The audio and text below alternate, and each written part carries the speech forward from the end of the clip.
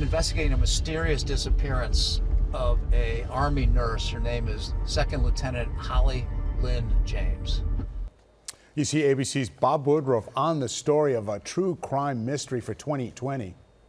Yeah, Second Lieutenant Holly Lynn James was a nurse working at Fort Bragg, North Carolina, when she failed to report to duty back in 2008. When police went to investigate, they found a disturbing scene inside her apartment. Knives missing, carpet cut away, and a chilling letter from her possible captor. Adding to the mystery, at roughly the same time, another female soldier found killed and a letter left behind at that crime scene is from someone claiming to be inspired by the infamous Zodiac killer. Were the two connected? Well, to learn more, Bob joins us now with more on what investigators discovered. Bob, great to have you on the newscast. You know, this story is as much about Holly Lynn James as it's about a father's determined pursuit of justice. Take us back to 2008 and what police first discovered when they went to Holly's apartment to investigate her disappearance.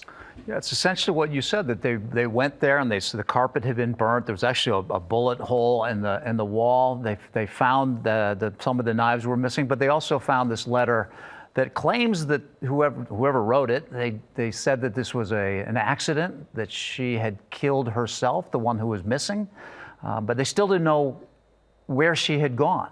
And at the very same time of this investigation into a murder, there was another murder that was investigation, which was involving someone else's apartment, and inside there was a Zodiac symbol, you know, the little circle and the X like that, which made them think that maybe this was a serial kill.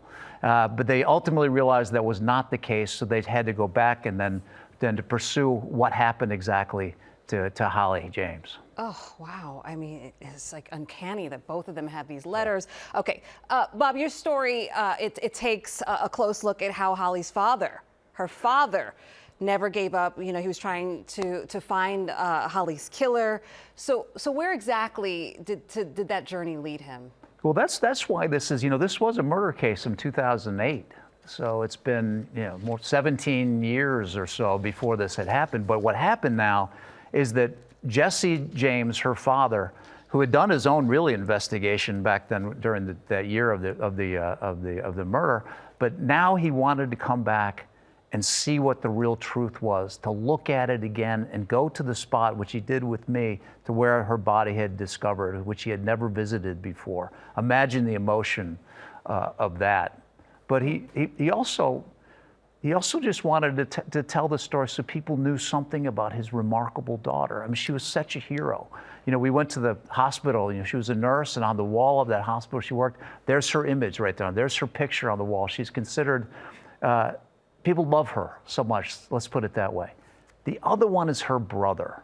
So her brother, Bo, is the one who served in Iraq with John Y. Monk, who's her father that ultimately killed her. He's the one that introduced them to each other. He had feeling of guilt too. We went out to Iowa where he lives, suffering from major post-traumatic stress, and he wanted to tell the story about his sister and exactly what happened that moment back in 2008. Well, so much to learn in this story. Bob, thanks for bringing it to us. We're going to tell our audience about the new 2020. It's called You Took My Daughter. It airs right here on Channel 7 tonight at 9, and it's streaming tomorrow on Hulu and Disney+. We'll be right back.